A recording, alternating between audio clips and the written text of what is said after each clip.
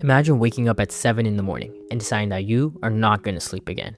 No napping, no resting, and absolutely no sleeping. By 7 the next morning, your performance could resemble that of someone with a blood alcohol level above the legal driving limit.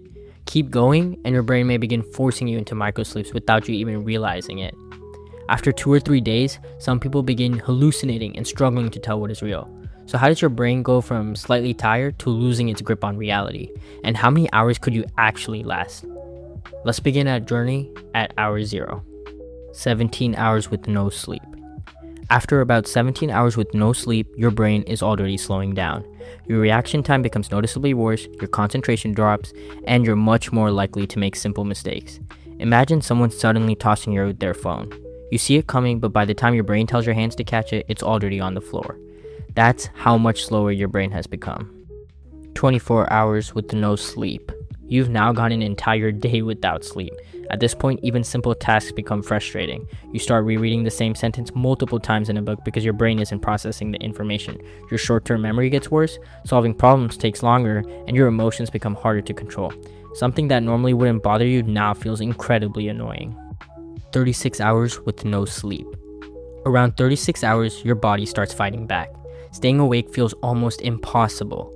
You may begin experiencing microsleeps, which are brief moments lasting just a few seconds where parts of your brain essentially fall asleep without your permission. The scary part is that you may not even realize they're happening. If you're driving, reading, or operating machinery, those few seconds could carry serious consequences. 48 hours with no sleep. You're now at 2 full days without sleep, and your brain is struggling to keep up. Your memory continues to decline, your attention span becomes extremely short, and conversations become harder to follow. Your immune system also begins functioning less effectively, making it harder for your body to respond to infections. Many people also start experiencing brief perceptual distortions.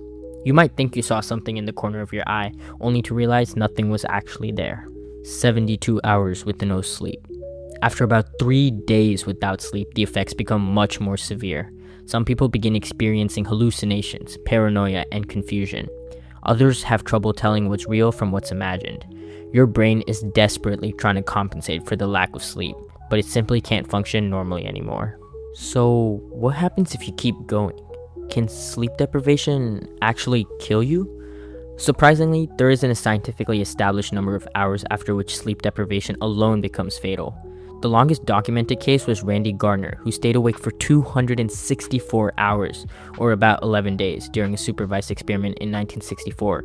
He survived, but by the end he experienced major problems with memory, concentration, speech, and mood.